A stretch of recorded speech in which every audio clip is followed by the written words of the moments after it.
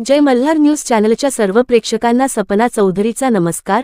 नंदुरबार जिल्ह्यातील शहादा शहरातील शासकीय वसतिगृहात 40 ते 50 विद्यार्थ्यांना विषबाधा प्रकरणी जिल्हाधिकारी डॉक्टर मिताली सेठी यांनी विषबाधित विद्यार्थी दाखल रुग्णालयाला भेट देऊन पाहणी करत प्रशासनाला कारवाईचे आदेश दिले।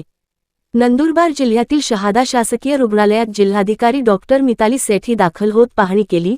जिल्हाधिकारी डॉक्टर मिताली सेठी यांनी रुग्णालयात दाखल असलेल्या विद्यार्थी आणि पालकांशी संवाद साधत त्यांना या घटनेतील दोषींवर कठोर कारवाई करण्यात येणार असल्याचे सांगितले।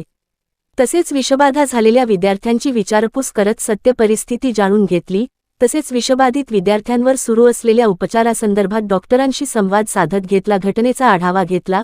रुग्णालयात उपचार सुरू असलेल्या विद्यार्थ्यांची प्रकृती अस्थिर असल्याची माहिती जिल्हाधिकारी यांनी दिली। तसेच वसतिगृहात यांना देण्यात येणाऱ्या अन्नातून झालेल्या अन्न आणि वॉमॅटचे नमुने घेतले असून त्यांची तपासणी करून कारवाई करण्यात येईल। त्याचप्रमाणे वसतिगृहाची तपासणी करून विद्यार्थी आणि पालकांच्या समस्येवर तोडगा काढणार असल्याची प्रतिक्रिया जिल्हाधिकारी मिताली सेठी यांनी दिली आहे। सपना चौधरी, जय मल्हार न्यूज, नंदुरबार। मी आता शहादामध्ये आपलं जे मुलांचं जे समाज कल्याणचं हॉस्टेल आहे तिथे गॅस्ट्रायटिस फूड पॉइझनिंगची तक्रार आली होती। 40 मुलांना बरं वाटत नव्हतं आणि त्यापैकी 25 मुले आपल्या हॉस्पिटलमध्ये ॲडमिट झाले होते।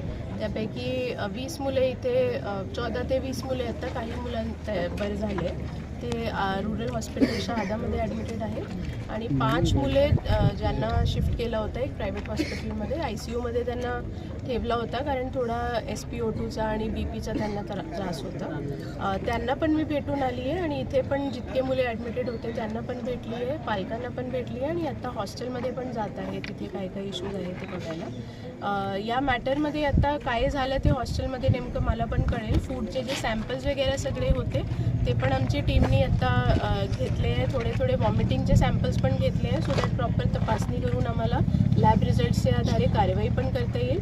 पोलीसची टीम इथे उपस्थित आहे आणि SP मॅडमनी पण सांगितले की आता पालकांची तक्रार आहे ते पण पोलीसमध्ये घेतली जाईल आणि मुले आता बऱ्यापैकी स्टेबल आहेत। सगळे मुलांना मी भेटली आहे, तिथे पण जे 5 मुले आहेत त्यापैकी पण सगळे ऑलमोस्ट स्टेबल आहे। एक मुलाचं थोडा BP कमी आहे, मला वाटते की पुढचे 1-1.5 तासात तो पण बरे होतील। हॉस्टेलमध्ये जाऊन आता थोडा तिथले मुलांसोबत पण बोलते आणि जे आपले आयुक्त किंवा HM किंवा वॉर्डन यांची पण जी जबाबदारी निश्चित करायची आहे ती पण करायची आहे आणि जी पण कमतरता आहे हॉस्टेलमध्ये ते पालकांसोबत एक टीम तयार करून आता माझी हा प्रयत्न राहील की पुढचे 2 महिन्यात ती सगळी त्रुटी आम्ही कमी करू।